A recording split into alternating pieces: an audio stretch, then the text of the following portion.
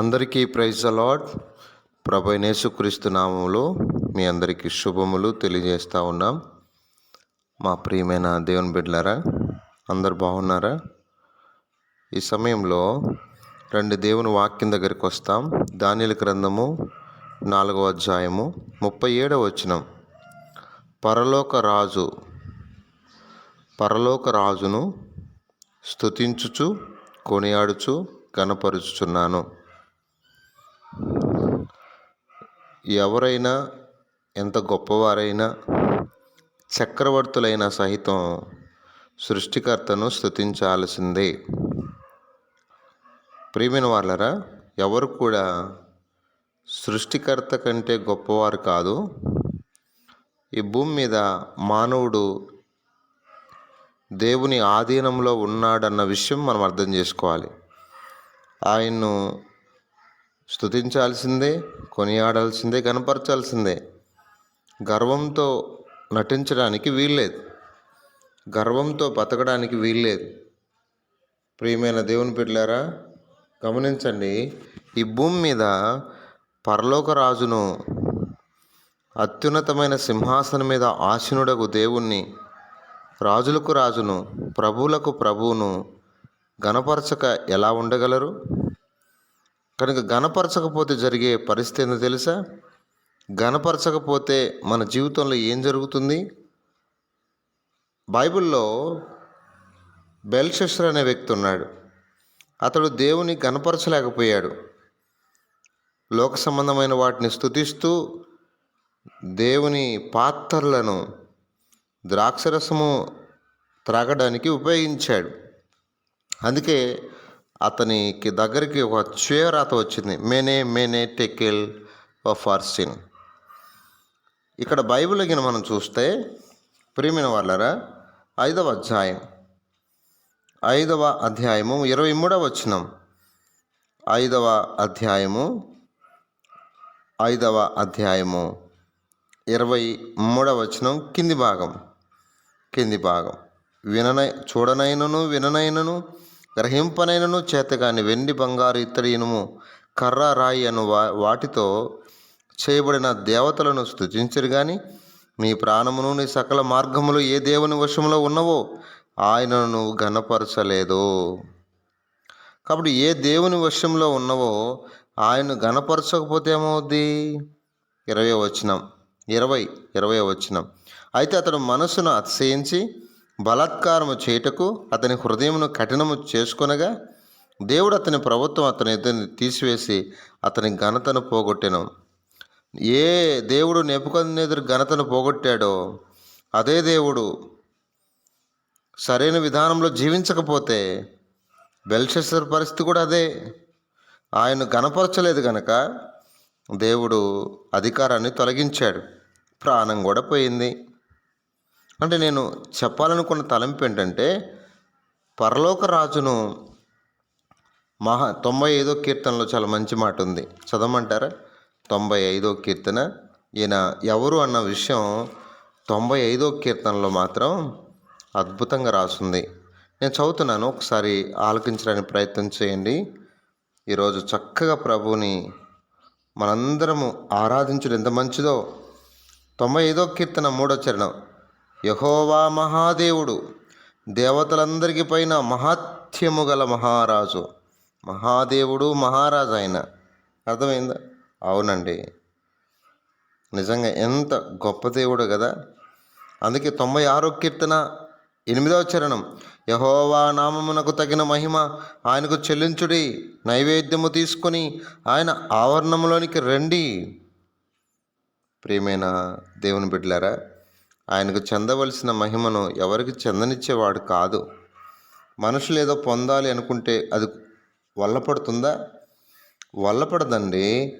ఈ రాజు ఎలాంటి వాడు అంటే, నిజంగా 99వ కీర్తన 5వ చరణం.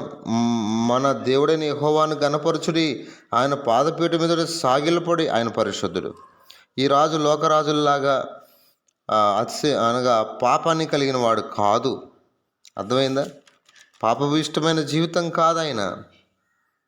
ఆయన్ను గణపరచడం, ఆయన పరిశుద్ధుడు గనుక అందుకే 100వ కీర్తన 3వ చరణం, యెహోవాయే దేవుడని తెలుసుకునండి, ఆయనే మనల్ని పుట్టించెను, మనం ఆయన వారము, మనం ఆయన ప్రజలము, ఆయన మేపు గొర్రెలము. ఎంతమందికి అర్థమైంది ఈ మాట? ఈ భూ ప్రపంచంలో సర్వమానవులు గ్రహించాల్సిన విషయం ఏంటంటే ఆయనే మనల్ని పుట్టించెను. మనమే సృజించుకోలేదు. మనకు ఒక సృష్టికర్త ఉన్నాడు, ఆయనే నేను చెప్పే దేవుడు. 99వ కీర్తన 1వ చరణం, యెహోవా రాజ్యము చేయుచున్నాడు, జనములు వణుకును, ఆయన కెరూబుల మీద ఆసీనుడై ఉన్నాడు, భూమి కదులును. అర్థమైంది? ఎవరు ఈ రాజు? సృష్టికర్త రాజ్యము చేయుచున్నాడు. ఇది ఎన్నడూ పాడవని రాజ్యం, శాశ్వతమైన రాజ్యం. కాబట్టి స్నేహితులారా, అర్థం చేసుకుందాం, ఈ రాజును మనం ఎవరైనా కావచ్చు, చిన్నపిల్లలు మొదలుకొని పెద్దల వరకు కూడా ఆయన్ను స్తుతించి ఘనపరిచి పూజించాల్సిందే. అందుకే యేసుక్రీస్తు గారి గురించి ఏమో, పూజనీయుడేసు ప్రభు పలు నిందల నొందితివా నాకై, పూజనీయుడేసు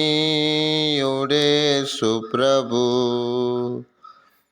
కాబట్టి ఈయన పూజనీయుడు అనమాట. మానవుని కొరకై ఎంతగానో శ్రమనొందినవాడు, పూజనీయుడు. కాబట్టి నా ప్రియ స్నేహితులారా, ఈ పూజనీయుని ఆరాధించుట, ఘనపరచుట, స్తుతించుట ఎంత మంచిది, ఎంత క్షేమమో తెలుసా? కాబట్టి ఎందుకంటే అలా ఆరాధించిన వారు, ఎందుకంటే చక్రవర్తులు సహితం కూడా ఆయన ఆరాధించాల్సిందే. గర్వంగా నటించడానికి లేదు. ఆయన అణిచివే శక్తి గలవాడు. ఎవరైనా కావచ్చు, నీది ఏ జాతి, ఏ కులము, ఏ మతమైనా కావచ్చు, సృష్టికర్తను ఆరాధించడం, సృష్టికర్తను, మనలను సృజించిన సృష్టికర్తను తెలుసుకొని ఆయన్ను ఆరాధించడం ఎంత మంచిది, ఎంత మంచిది. నెబుకద్నెజరు అనే ఆయన ఎప్పుడైతే దేవుడు ఎంత గొప్పవాడో అర్థం చేసుకొని చివరికి బుద్ధి మారిన తర్వాత, తన మనసు మారిన తర్వాత, పశు మనసు పోయి మానవుని మనసు, అప్పుడు అర్థమైంది, ఓహో దేవుడు ఎంత శక్తి గలవాడు, ఎంత ఔన్నత్యం కలిగిన వాడన్న విషయం అప్పుడు అర్థమైందండి. కనుక ప్రియ మిత్రమా, నువ్వు ఎవరైనా పర్లేదు, సృష్టికర్తను తెలుసుకొని ఈ మహాదేవుడు, మహారాజును, మహత్యం కలిగిన మహారాజును చక్కగా ఆరాధిస్తావా? గర్వంతో మాట్లాడద్దు. ఈరోజు బైబిల్లో ఉన్న దేవుణ్ణి గర్వంతో మాట్లాడేవారు చాలామంది ఉన్నారు. జాగ్రత్త, ఈ సృష్టికర్తే నేను సృజించాడన్న విషయం త్వరలో ప్రభు నీకు తెలియజేస్తాడు.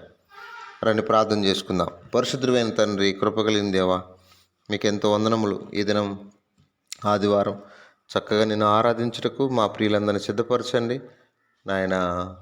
ప్రతి ఒక్కరు కూడా స్థాయి కాదు కానీ ఏ కులము గోత్రము యేసుక్రీస్తు అందరికీ ప్రభు, అందరం నిన్ను ఆరాధించుటకు, నువ్వు మహత్యం గల మహారాజు అని నిన్ను ఘనపరచుటకు మా ప్రియులందరికీ మీరే సహాయం చేయమని, ఈ దినము చక్కగా నీ మందిరాలకు వెళ్ళి నాయన చక్కగా నిన్ను ఆరాధించుటకు సహాయం చేయి. నిన్నే మహింపరచుటకు సహాయం. ఏ మనుషుడు మహిం పొందకూడదు నాయన. నువ్వు అనపశక్తుడు, అది నెబుకద్నెజరు తెలుసుకొని ఎంతగా నిన్ను స్తుతించాడు నాయన.